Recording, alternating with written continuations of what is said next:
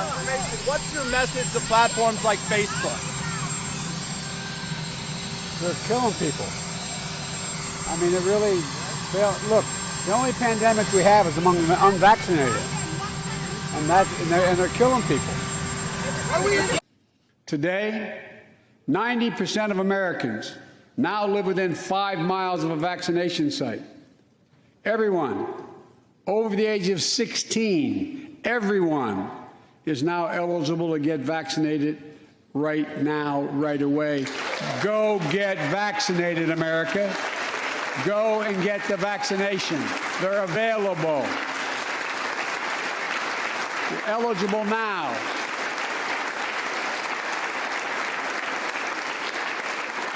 When I was sworn in on January 20th, less than 1% of the seniors in America were fully vaccinated against COVID-19. 100 days later, 70% of seniors in America over 65 are protected, fully protected. Senior deaths from COVID-19 are down 80% since January, down 80% because of all of you. And more than half of all the adults in America have gotten at least one shot. A mass vaccination center in Glendale, Arizona, I asked the nurse, I said, "What's it like?" She looked at me and she said, "It's like every shot is giving a dose of hope," was her phrase, a dose of hope. The act of getting vaccinated, the act of administering the vaccinations, well, these acts are the very essence of what the Bible and so many faiths tell us about the importance of our role and our power when we say love thy neighbor. And I truly believe in the power of that. In terms of actions, Alex, that we have taken, or we're working to take, I should say, from the federal government, we've increased disinformation research and tracking within the Surgeon General's office. We're flagging problematic posts for Facebook that spread disinformation. We're working with doctors and medical professionals to connect to connected medical experts with popular who are popular with their audiences with accurate information and boost trusted content. So we're helping get trusted content out there. We also created the COVID Community Corps to get factual information into the hands of local messengers. And we're also investing, as you all have seen, in the president's, the vice president's, and Dr. Fauci's time. And the announcement from yesterday, for how long has the administration been spying on people's Facebook profiles looking for vaccine misinformation? Well, that was quite a loaded and inaccurate question, which I would refute. How? Well, Peter, first of all, as you know, we're in a regular touch with a range of media outlets. And we expect Let me finish. As we are in regular touch with social media platforms.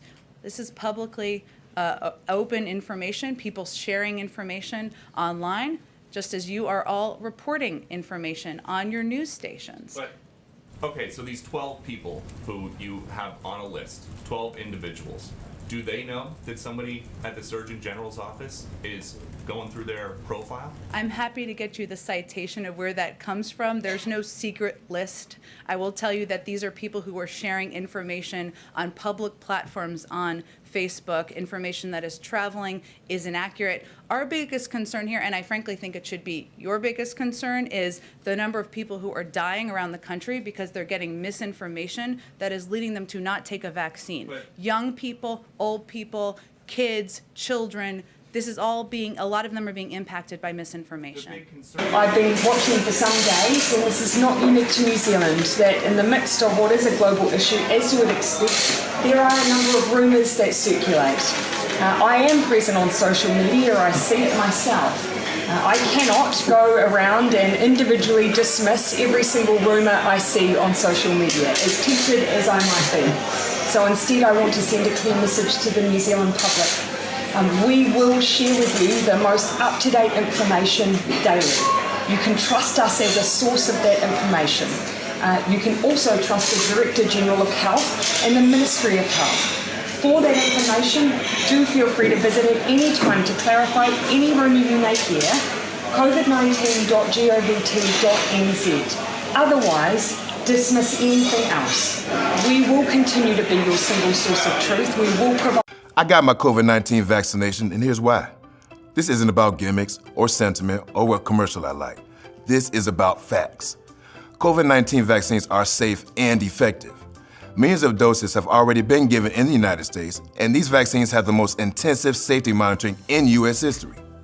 People from different races, ages, genders, and ethnicities participated in large clinical trials around the world to make sure this vaccine worked for all kinds of people. The amount of time and effort dedicated to developing these vaccines was huge. Scientists used existing research and technology so they could get the vaccines developed quickly and safely without skipping any steps.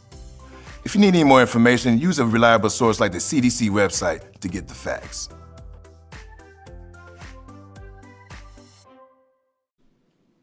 And we have to get in those communities, and we have to knock on those doors, and we have to convince people and put them in a car and drive them and get that vaccine in their arm. That is the mission. But Prime Minister Justin Trudeau did say today vaccine certificates for international travel are to be expected. How we actually roll that out in alignment with partners and allies around the world is something that we're working on right now to coordinate. I can assure you that our decisions will be based on science. So my name is Byram, and I am an associate professor of viral immunology at the University of Guelph. And since the pandemic was declared, I have been trying to serve as a voice of objective scientific opinion so that the public can make the most informed decisions for themselves possible when it comes to issues related to COVID-19. So I didn't have a problem with this. I'm a publicly, although I don't like being in front of people all that much. I tend to be more of an introverted individual. However, I am a publicly funded servant. So I'm a public servant. You pay for me, Canadians, from your tax dollars. I work at an academic institution which is publicly funded, and therefore I see it as my responsibility to Canadians that when they have questions, that they can come to me and ask the questions, and if they are pertinent to my areas of expertise, then I feel it's my responsibility to give the most informed answer that I can so that they can help make informed decisions. 2 weeks ago, I gave an interview. It was a 5-minute radio interview. The company that runs the radio show did nothing wrong. The host asked me one question, and she did absolutely nothing wrong. She was doing her job. The question she asked me was if I knew whether or not there could be a possible link between COVID-19 vaccines and cases of heart inflammation that have been reported around the world in young males. In this case, it was 12 young males in Israel. And I've been delving into the literature very deeply because I'm a vaccinologist. My entire research program is based on the development of novel vaccines. My publication record is based on publishing information about vaccines. So I have a lot of expertise in this area.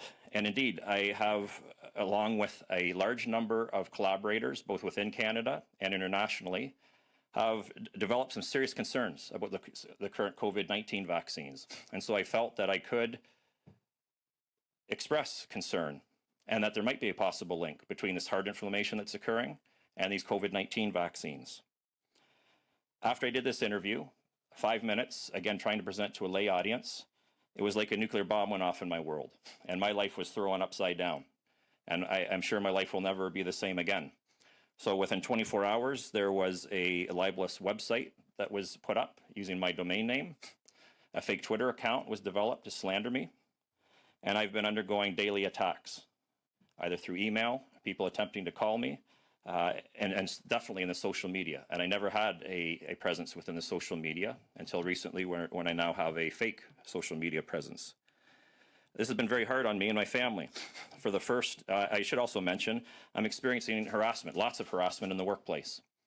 Now, with that said, I want to point out, I'm from the University of Guelph. The administration of my institution has made it very clear that they are very supportive of me.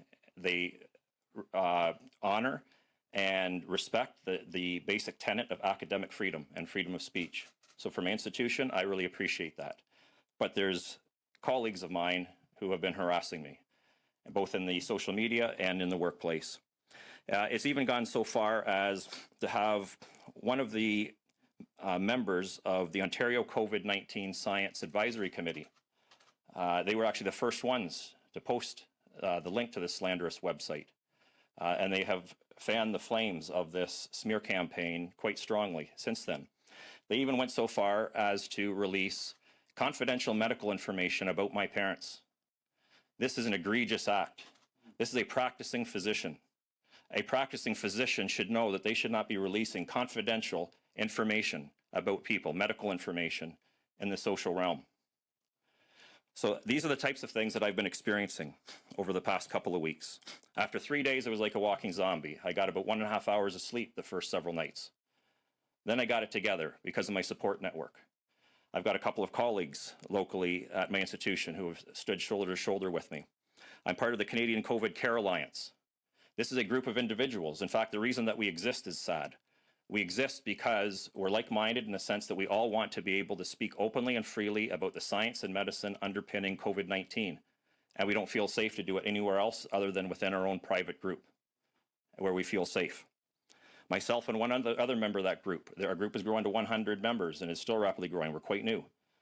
And only 2 of us are willing to talk to the media about this group. The others are too afraid for their jobs. They're afraid, they're physicians that are afraid they're going to lose their license to practice, and they're academics and other professionals who are afraid that they are going to lose their jobs. So what I'm going to talk about right now is exactly why I've been harassed, okay? And so this science that I'm going to talk about very briefly, I don't have much time, so I'm just going to be very brief. But if you want more information about this, I've written a comprehensive guide for parents so that they can make informed decisions about COVID-19 vaccines when it comes to vaccinating their children. This guide you can find at the website for the Canadian COVID Care Alliance. So that is canadiancovidcarealliance.org. And what happened in this interview? When I was asked if I'm concerned or if I saw potential for a link between heart inflammation and the COVID-19 vaccines, I said I did. And this is why.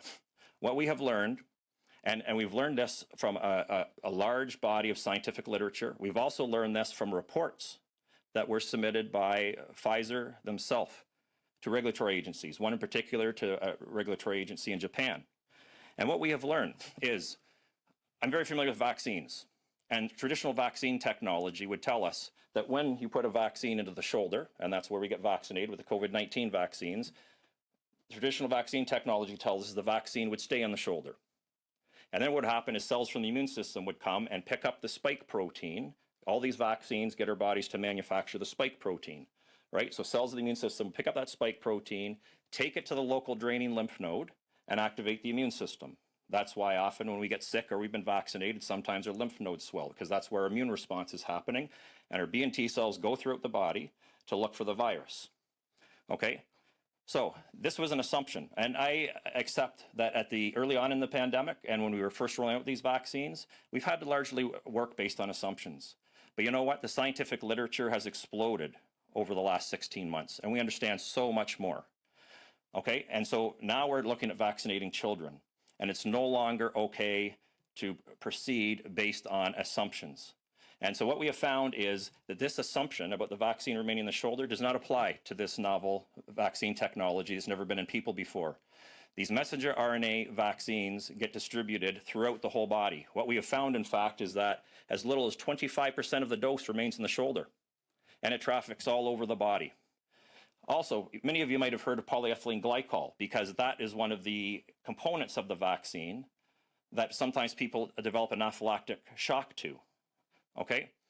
The polyethylene glycol was put in this formulation. A lot of people don't realize these lipid nanoparticles, these little bubbles of fat that carry this little blueprint that helps our cells make the spike protein, those lipid nanoparticles were actually originally designed to disperse throughout the body. They were designed to be gene therapy vectors and also carry drug cargo, especially into the brain, where it could be used to treat things like Parkinson's disease and Alzheimer's disease and brain cancers. That polyethylene glycol, just so that you know, is designed to help facilitate that spread throughout the body. You get about 5-fold greater spread throughout the body with the polyethylene glycol there. Do you know why? Because when the polyethylene glycol is there, it actually helps the lipid nanoparticles bypass the very cells of our immune system that are supposed to pick up the antigen and take it to our lymph nodes. So arguably, by having that polyethylene glycol there, not only are we promoting spread throughout the body, but we may actually be dampening the very functionality of the vaccine that we want. Okay, and a lot of this is speculation, of course. But what we do know for sure, what is not speculation, is this vaccine spreads throughout the body. What we also know is that proper studies have not been conducted. Remarkably, this is based on a rat study, a study done in rats, and that's appropriate as a starting point, but that should not be the end point. This should have been done in at least 2 animal models. And remarkably, it hasn't been done in people. And it has not been done at all with the actual vaccine formulation that we are administering to our children. It has not, the actual vaccine formulation has not even been evaluated. What's been evaluated is the lipid nanoparticle technology, but not the vaccine itself.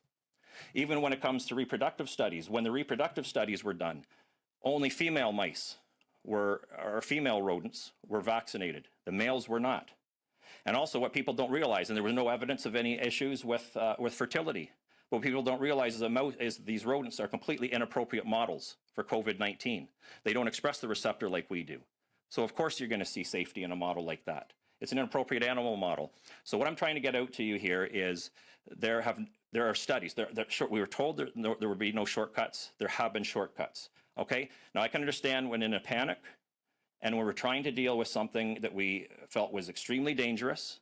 You know, I can understand, again, moving based on assumptions. But remember, what I'm focusing on here are children and vaccinating healthy children. Mass vaccination of millions of healthy Canadian children demands that the level of safety associated with this, the assessed safety profile, has to be exceptionally high, right? We've had 13 Canadians under the age of 20 die in 16 months, with well over 2,500 dying from other causes, okay? So this is just to put it in perspective. So we really need to focus on the safety here. And then what I just want to point out is this science is backed up by many scientists and many physicians, including one of the inventors of messenger RNA vaccine technology, Dr. Robert Malone. Okay, so this is a genuine concern for children, and where this leads me to is by expressing this, my career may very well have been destroyed, and I don't understand that. It's incomprehensible to me that this has happened, okay? But as Canadians, we have to ask ourselves, do you want your physicians and scientists, their voices suppressed? We're polarized right now. We're polarized in Canada. We have people on both sides. We have to understand, we're just as passionate. We feel that we are trying to look after the best interests. We're doing our cost-benefit analysis, for example, in my case with children. And I honestly feel that by proceeding with vaccination right now, without conducting the proper safety tests, we may do more harm than good. I'm passionate about that, but I'm respectful of those who hold the opposite opinion. I would ask for the same for myself and my colleagues. We can't suppress open discussion of science and medicine in Canada. It's a hallmark of a democratic society. Okay, and one of the other things I want to point out is I'm here representing physicians, scientists, members of the media who feel suppressed, and I've also been asked to represent some politicians who approached me privately, who feel that their jobs are at risk, and MP Derek Sloan can certainly attest to what happens if you speak up too much about, you know, trying to have open discussions. Okay, so I want to end here, but I want to point out that Dr. Patrick Phillips is going to be speaking in a few minutes. And I want you to know that he's one physician, but he represents hundreds. All right, I have been contacted by hundreds of physicians who support his viewpoint, and he is going to present with you some things that will allow us to safely pause these vaccines. Because somebody like Patrick Phillips and his colleagues have effective strategies for preventing and treating COVID-19 that would allow us to take a pause on these vaccines, okay? So right now, I don't recognize the country that I was born into, and I would simply ask all Canadians, please, right? I simply want us to learn to respect one another again. Thank you very much.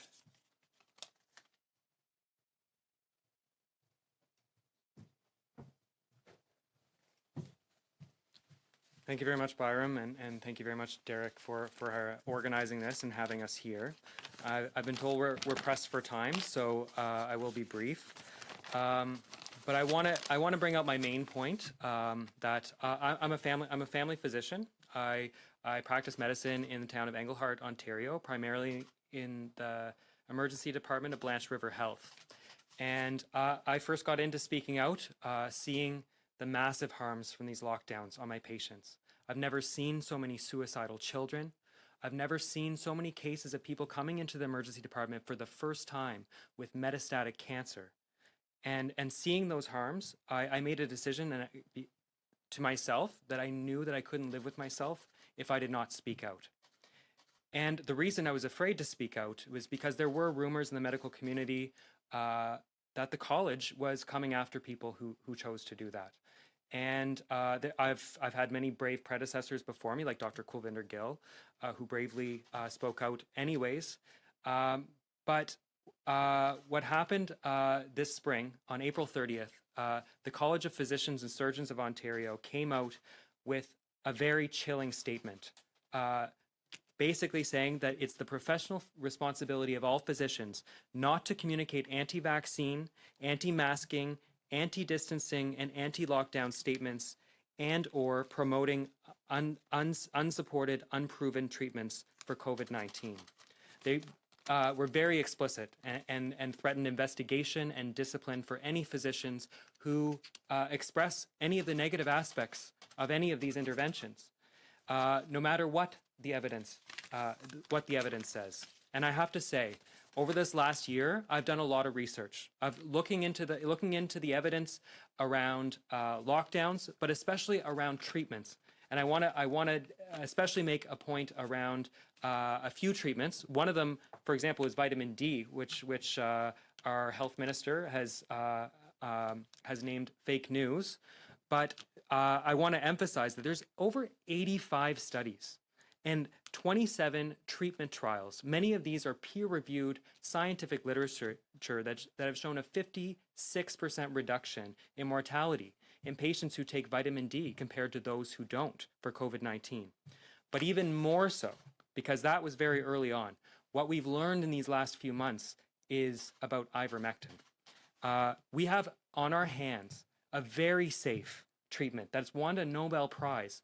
Billions of doses have been administered throughout the world because it's a commonly used antiparasitic that's over the counter in many countries around the world. And world-leading scientific and physician researchers, Dr. Paul Merrick and Dr. Pierre Corey, have been shouting from the rooftops around this medication because at this point we have 97 studies and over 30 randomized control trials that have shown a huge benefit to this medication in reducing the risk of death and hospitalization in patients who have COVID.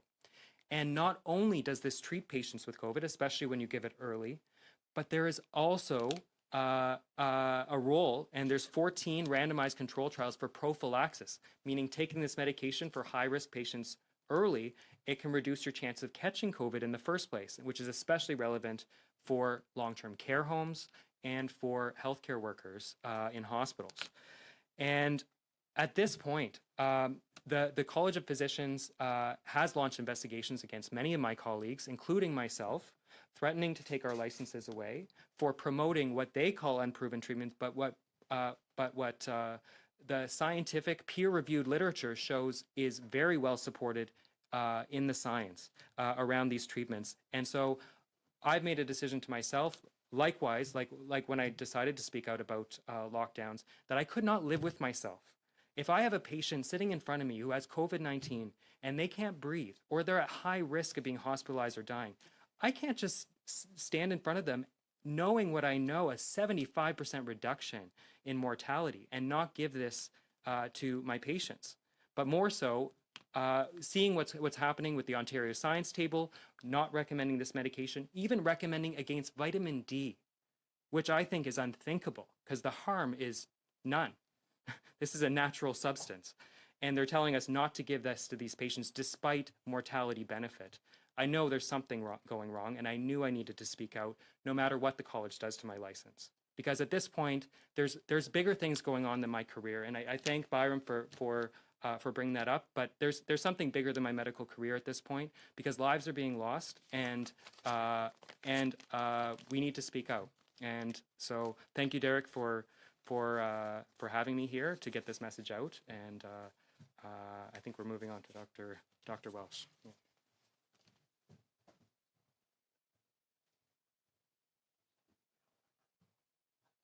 You're on mute, Dr. Welsh.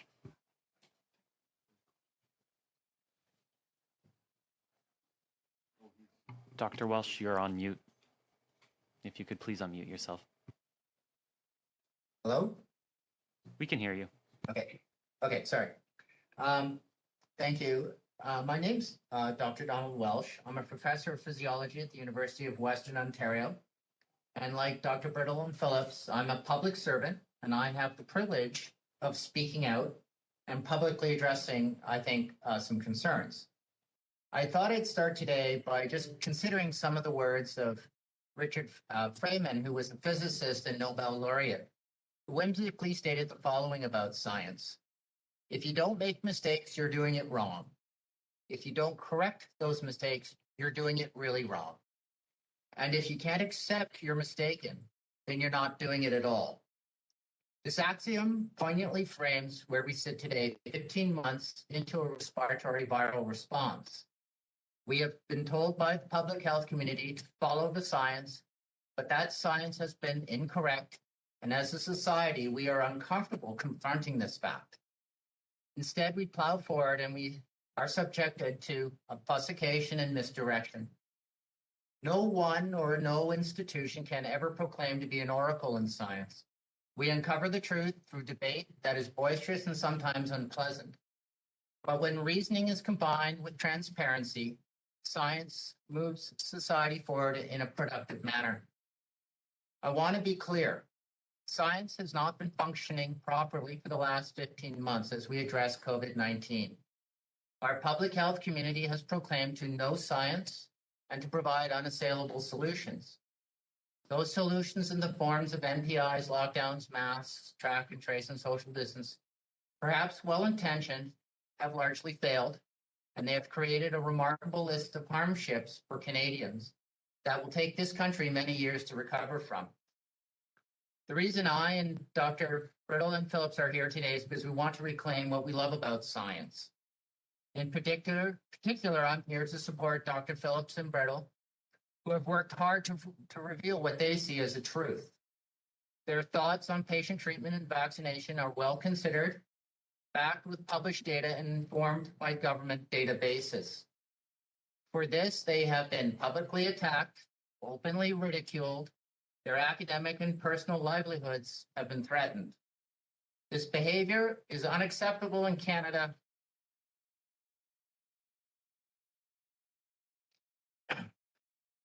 and it's antithetical to an open and enlightened society. It is time for all in Canada to engage in critical thinking, to question all aspects of public health response to COVID-19. We need deep engagement. We need thoughtful debate to turn this public health response around. This public health response hasn't kept up with the facts on the ground. It's time for Canada to right our ship and move forward productively together. This includes, I believe, in the end, a full and robust Royal Commission to publicly address the many flaws that appear to underlie this public response. Thank you.